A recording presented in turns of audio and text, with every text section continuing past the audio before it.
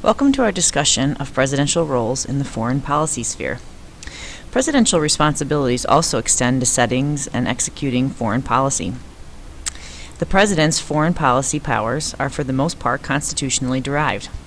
Specifically, the Constitution gives the president the authority with which to carry out the roles of chief diplomat and commander-in-chief of the U.S. Armed Forces. Serving in the capacity of chief diplomat, the president, along with his advisors, shapes and administers the nation's foreign policy, supported by a wide array of foreign policy resources, including the State Department, the National Security Council, the Central Intelligence Agency, and the various branches of the U.S. military. The president creates and administers foreign policy. In setting foreign policy, the president can act more unilaterally, that means by themselves, than with most domestic policies.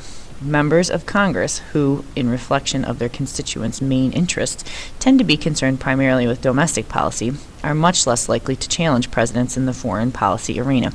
Make sure you take note of that. The AP loves to ask you that. As chief diplomat, the president, in conjunction with his or her staff, negotiates treaties and other international agreements with foreign nations and represents the United States at international summits. The president also has the authority to enter into executive agreement, a kind of international agreement. Executive agreements are based on the constitutional authority vested in the president, and, unlike treaties, they may not be binding on future presidents, nor do they require Senate approval. The Constitution also empowers the president to appoint ambassadors to other nations. As high-ranking diplomats, ambassadors are the official representatives of the United States in their host nation. Ambassadors' duties vary widely, depending upon the locale of their appointment. Some ambassadors play an influential, highly visible role in carrying out U.S. foreign policy, but others remain in the background.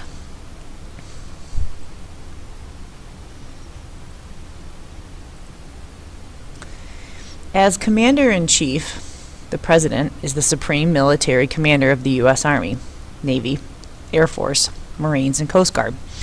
Counseled by advisors, the President decides when to send troops into battle, although only Congress can formally declare war, and sets military strategy in times of both peace and war. Advisors have played an important part in helping shape how President Obama carries out the role of Commander-in-Chief. Journalist David Broder argues that, shaped by the views of his advisors, Barack Obama's actions as Commander-in-Chief, including his decision to increase the number of troops in Afghanistan, vary drastically from the positions Obama espoused as a candidate. Broder also cites Obama's opposition to releasing photos of detainees abused in custody and retention of military tribunals as evidence that Obama's positions as Commander-in-Chief do not vary drastically from those of his predecessor, George W. Bush.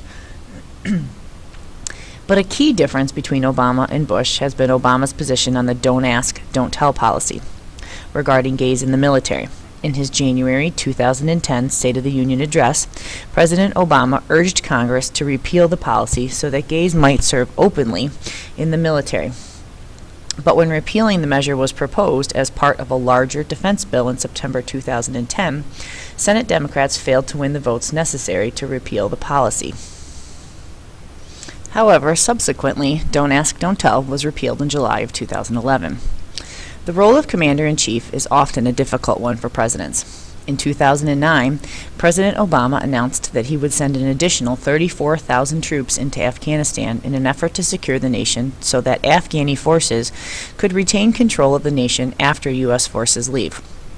When asked what the most difficult decision of his presidency had been so far, Obama answered, ordering 17,000 additional troops into Afghanistan. There is a sobriety that comes with a decision like that because you have to expect that some of those young men and women are going to be harmed in the theater of war. Okay, so let's talk about the overlap in the domestic and foreign policy roles. Some presidential functions overlap the domestic and foreign policy spheres. This spillover notably exists in the president's role as chief executive, in which the president, as head of the executive branch, appoints advisors and staff, and the role of chief state, that's the ceremonial function of the president. As the nation's leader in domestic and foreign policy initiatives, the president serves as chief executive. In this capacity, the president appoints the secretaries, or the top administrators, of the cabinet. the 15 departments of the federal government, as well as the heads of other federal government agencies charged with developing and implementing the administration's policy. As chief executive, the president also appoints other staff members and numerous advisors, including staff in the executive office of the president. In the capacity of chief executive, the president determines how the bureaucracy will implement the laws Congress has passed and which policies, those concerning education, crime, social welfare, and so on, will be emphasized. The president's role as chief of state reflects the chief executive's embodiment of the values and the ideals of the nation, both within the United States and abroad. The function of chief of state is similar to the ceremonial role played by the constitutional monarch in parliamentary systems such as Great Britain's. In the United States, the role of symbolic leader of the nation enhances the president's image and authority and promotes national unity. We may experience this sense that we are one indivisible nation, for example, when the president, as chief of state, makes a formal visit to another nation, hosts Olympic medalists at the White House, and visits the sites of national tragedies such as Ground Zero after the terrorist attacks on September 11, 2001.